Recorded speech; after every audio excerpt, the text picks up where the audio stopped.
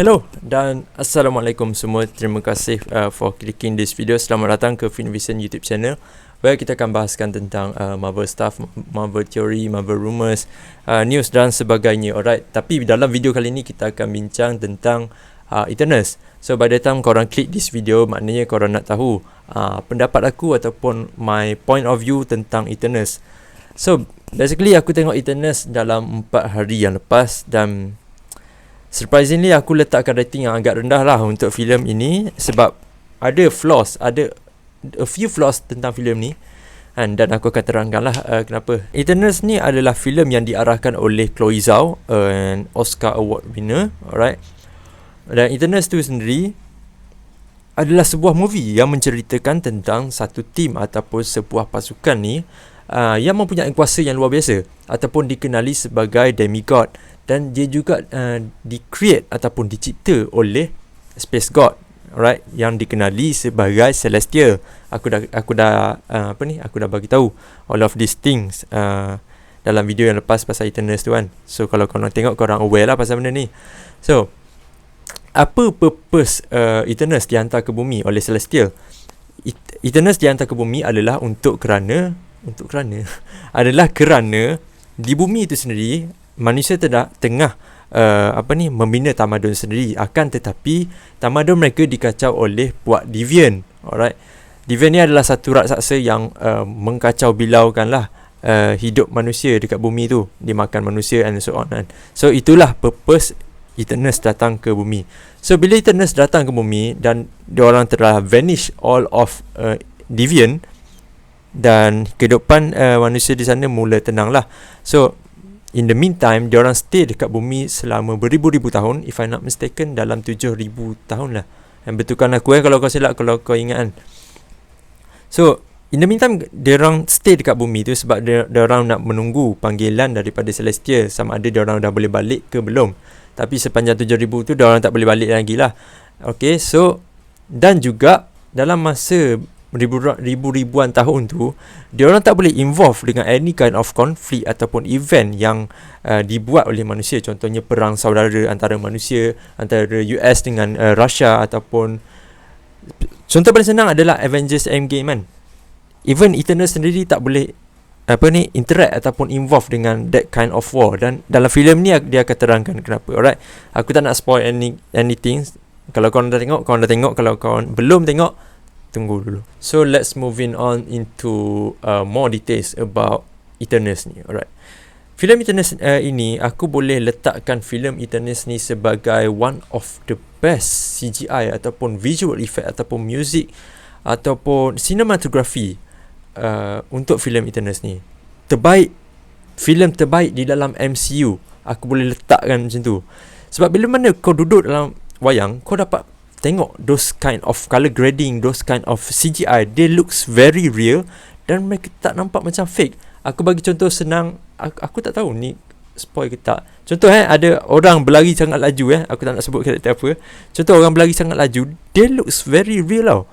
Kalau kau bandingkan macam filem, aku tak suka banding-banding sangat, tapi kalau contoh macam cerita Flash, kau boleh recognize those kind CGI. Tapi this time aku impresif dengan apa visual effect dengan cinematography yang dibuat oleh Chloe Zhao. Dia macam ni tau.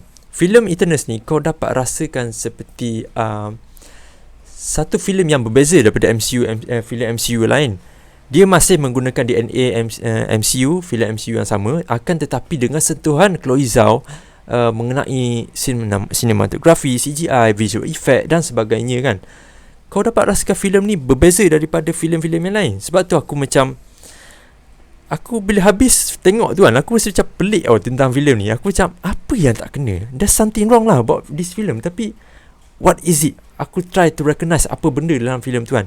Tapi aku tak deny CGI, visual effect dan sebagainya tu antara yang terbaik di dalam filem di dalam MCU ni. Alright, okay, enough about cinematography, visual effect dan sebagainya. Itu adalah pujian yang tertinggi untuk filem Eternals ni. Alright, and yang kedua adalah action sequence di dalam filem Eternals ni. Filem Eternals ni menawarkan kepada korang semua satu action yang dia tak ada padat, tapi cukup lah untuk kau rasa macam okay, aku dapat rasakan this kind of action dalam filem ni daripada first act hingga third act. Tapi aku sarankan lah, aku rasa aku lebih suka, aku rasa semua yang suka kat the final act untuk filem Eternals ni sangat menakjubkan sebenarnya. Walaupun mereka those kind of threat tak besar di situ, aku rasa macam tak besar sebab aku tak boleh nak spill, susah betul lah nak spill kan. Tapi senang cerita, the final act dalam filem ni sangat menakjubkan lah. Alright. And then action aku dah cover kan. And then apa lagi? Oh ya, cakap pasal DNA MCU kan. Filem-filem MCU dia akan terapkan satu elemen of humor, filem-filem yang kelakar dan sebagainya kan. So aku nampak di dalam filem ni watak-watak yang kelakar dipegang oleh Kingo, iaitu Kumail Nanjiani, dan aku rasa dia telah membawa karakter tersebut sangat bagus sebab banyak most of scene di dalam filem tu dia dan punya assistant tu kan, dia buat lawak dan sebagainya. Aku tergelak, alright. Tapi ada juga humor scene di dalam filem ni. Aku rasa macam kau serius lah? Kau serius lah? Dia macam mana cringe tapi bukan daripada Kumail Nanjiani lah. Itulah sebenarnya. Oh, aku lupa nak tambah pasal action sequence tadi kan. Ikaris sangat menakjubkan. Alright. Kau dapat rasakan bila kau tengok filem ni macam kau tengok filem Superman tau. Tapi lagi baik lah. Ikaris, aku tahu dia accurate tau. Dia accurate dengan komik yang mana dia sangat kuat tau untuk Eternals. Dan filem ni proof that karakter tau. Ikaris merupakan Eternals yang paling kuat di dalam golongan Eternals ni lah. Dan juga kredit juga kepada Gilgamesh. Aku thought dalam filem ni that Tina akan mendapat spotlight yang lebih daripada Gilgamesh dan sebagainya kan. Akan tetapi Gilgamesh perform very well. Aku tak expect sebegitu daripada karakter ini. Aku tahu Don Lee is one character ataupun satu pelakon yang terkenal kan dekat Korea sebab dia berlakon dalam Train to Busan tu kan. Tapi aku tak expect lebih. So bila filem ni menawarkan those kind of scene daripada Gilgamesh where dia hentam raksasa ni, dia hentam raksasa tu kan, aku quite impressed lah. Maknanya kau tak overshadow this character. Tapi kau nanti aku cerita yang selepas ni Oh yeah, not to forget ni, aku rasa daripada perspektif aku ni antara poin yang penting jugalah. Aku suka the way Chloe Zhao or any kind of production dalam tu kan memperkenalkan Celestial tau. For the first time kita nampak Celestial for real dan Celestial bercakap. Kita nampak first time di dalam Guardian of the Galaxy, tapi just macam short scene lah macam tu kan. Tapi this time dia tunjukkan macam mana besar gila Celestial tu. Dia masa age bodoh, aku spoil ke macam ni lah. Tak kot. Tapi apa yang aku boleh cakap is aku suka the way kali ni dia orang munculkan Celestial macam mana komik munculkan Celestial tau. Which is kita tahu, ni aku bukan spoil which is Celestial kita tahu sangat besar kan. Dan bila kau tengok Celestial macam kau serius besar gila bah. Dan aku quite impressed lah masa tu. Aku macam finally we get to know Celestial, walaupun kita just tahu seorang. Dia ada tunjuk a few Celestial yang lain, tapi dia just kita akan interact dengan seorang sajalah. Alright. So I think that is apa-apa anything yang aku suka, which is the first one is tentang cinematography, action sequence, dan juga apa lagi those kind of humor, pengenalan kepada Celestial kan, dan juga pengenalan kepada watak-watak sendirilah, watak Eternals dan sebagainya. Moving on to apa yang aku tak suka tentang filem ini. Seketika pula. Alright, aku ada 3 benda lah. If somebody yang tanya aku, kenapa kau letakkan rating sangat rendah untuk Eternals? Okay, aku akan point out 3 benda je. Aku tahu maybe some of you might not agree dengan aku, some of you might agree dengan aku, tapi these 3 yang mencerminkan filem ni. Alright. 1 is storyline, 2 character development, dan yang ketiga adalah the relationship between the character and the audience. Alright, aku cerita dulu fasa storyline. So kita ada first act, second act dan third act. Okay, first act di mana dia orang menceritakan Eternus ni apa kan, Celestial ni apa, kenapa hantar Eternus ke bumi dan sebagainya kan, dan Eternus selamatkan manusia dan sebagainya lah. Akan tetapi ada momen-momen di mana filem itu pacing filem itu bergerak sangat laju tau dalam first act. Contoh kau baru tengok, kau baru masuk kan, dan kau buka phone apa semua, kau dah terlepas a few momen-momen yang penting untuk memperkenalkan Eternus tu. Sebab dalam first act tu dia ada kenalkan Eternus ni dengan cara dia akan menunjukkan cara past present. Maknanya dia tunjukkan past dulu macam mana, sekarang macam mana, dulu macam mana balik, sekarang macam mana balik. Dia berulang-ulang tau. Katakan kau seorang audience dalam wayang yang tak aware dengan benda tu, kau akan terlepas tau benda-benda macam tu. Macam ni kat mana pula ni. Walaupun ada detail-detail yang kecil dalam dekat filem tu kan, kat skrin besar tu ada detail kecil kan, tetapi aku rasa normal audience yang biasa yang datang ke panggung wayang untuk tengok Eternus just untuk bersahaja kan, kau akan hilang benda tu. Kau akan lost, kau akan confused dengan momen-momen tu. Other than that, untuk second act aku rasa it is fine, sebab kau tengah nak build up kau punya karakter kan. Aku tak ada masalah kat situ, walaupun filem ni agak slow, tapi overall it is good. Dan the final act, of course lah, final act aku paling suka lah kan. Okay, enough about storyline. Itu first yang aku merangkumi lah tentang storyline. Dan the second one is character development. Alright, sebenarnya benda ni tak boleh disalahkan kepada produksi sendiri, sebab filem Eternus berdurasi selama 2.5 jam if I'm not mistaken, dan kau ada 10 karakter yang untuk kau build up. Alright, so akan tetapi benda tu still mengecewakan lah, sebab kau tak reach limit ataupun potential of each character. Indeed, betul, kau ada tunjukkan macam mana this character power dia apa, this character power dia apa, tapi ada certain moment karakter build up tu dia terhenti macam tu tau. Lepas tu kau sambung karakter lain. Aku rasa maybe tu adat untuk sesebuah filem yang lama dengan filem yang berdurasi lama dengan karakter yang banyak. Itulah yang terjadi kan. Kau tak boleh nak build up sama rata dan sebagainya. Aku rasa benda tu just mengecewakan aku. Aku rasa bagi semua orang lain maybe korang okay dengan benda tu kan. Tapi overall character development bagi aku dia tak reach lah KPI dia. Dia tak reach. Ada certain karakter yang reach. Contohnya aku bagi macam Gilgamesh and Don Lee, aku rasa reach the potential. Walaupun kau punya scene just kejap, kau just muncul di dalam filem ni just kejap je, tapi macam kau punya effect terhadap filem ni aku rasa deep dalam hati aku. Dan ini bergerak kepada point yang ketiga, which is the relationship between the character dan juga audience.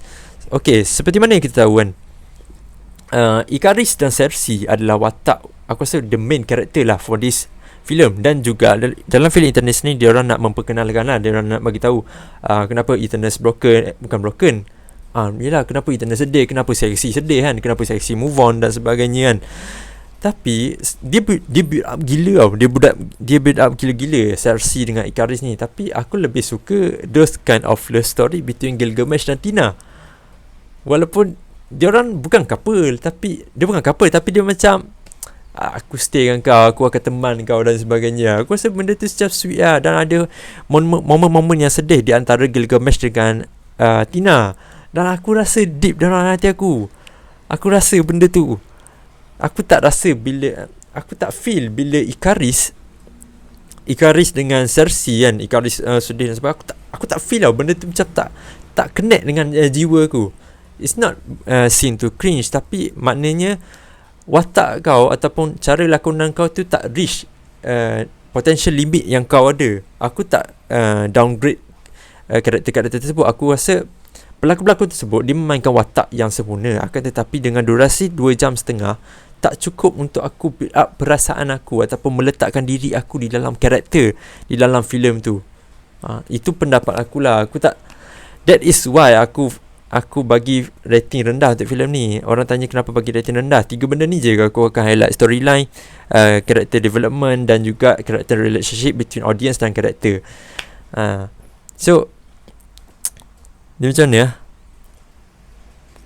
Untuk sesebuah filem ni daripada perspektif aku, untuk sesebuah filem berjaya, storyline is the main, is the core of everything kan. Kau nak cerita something kat orang kan, storyline itu benda yang penting untuk kau cerita kan. Lama mana kau nak cerita, berapa content, macam mana kau nak cerita, itu adalah core untuk sesebuah filem. Aku tak tahu ni, aku rasa ni perspektif aku je tau. CGI, cinematography dan sebagainya, itu adalah luaran dia saja. Tapi the core, kalau kau tak reach, kau tak masuk ke dalam hati audience, dia tak feel lah macam tu. Itulah flaws yang aku recognize dalam filem kali ni. Indeed, Eternals is not a bad film at all. Serious talk, bukan filem yang terbaik, akan tetapi bukan filem yang terburuk. Dan aku rasa this film masih entertaining kan. So kau tanya aku, kenapa, okay Wafiq, kenapa aku perlu tengok Eternals? First, kau kena tahu macam mana this character dia akan expand lagi besar MCU ni macam mana kan. Dia akan perkenalkan watak-watak lain seperti Black Knight dan sebagainya kan. Maybe depan ni akan lagi Celestia, akan ada lagi Eternals dan sebagainya. Kau kena aware lah dengan benda tu. Kalau kau tak follow this Eternals, kau akan terlepas apa-apa event-event yang di depan nanti, apa-apa filem yang di depan nanti kan. Dan yang kedua, okay, kalau kau mencari action, kau boleh tengok filem ni. Kalau kau punya passionate dalam cinematography, kau boleh tengok filem ni. This Eternals provide you that kind of things lah. Tapi jangan expect lebih lah. Itu sajalah. Filem ni aku rasa okay je. Dia just okay lah. Tak adalah sebaik Endgame dan sebagainya. Tapi aku give a credit untuk Chloe Zhao untuk filem ni. Aku rasa she did very well sebenarnya. So bila aku fikir-fikir balik kan, itu bukan salah Chloe Zhao, macam mana character development ni tak reach the potential kan. Sebab aku rasa kalau dia buat filem ni durasi lagi lama, lagi bosan tau cerita jadi kan. Aku rasa macam tu lah. So overall, on that day aku bagi Eternals 6.5 daripada 10. Tapi bila aku realise, aku analyse everything, I think aku akan up ke 7/10 lah. Itu reach lah. Itu the final rate untuk filem Eternals ni. Alright, so itu saja untuk review kali ni. Aku harap review ni mencukupi untuk korang faham kenapa aku bagi rating rendah untuk Eternals. Bukan sebab filem tu buruk, it is just ada flaws yang penting dalam filem tu yang aku rasa perlu diketengahkan. Right, so itu saja untuk review kali ni. Thank you for watching. Aku 18 minit. Thank you lah for stay dalam 18 minit ni, 17 minit and so on kan. Aku see you guys in the next video. Thank you, Assalamualaikum dan bye bye.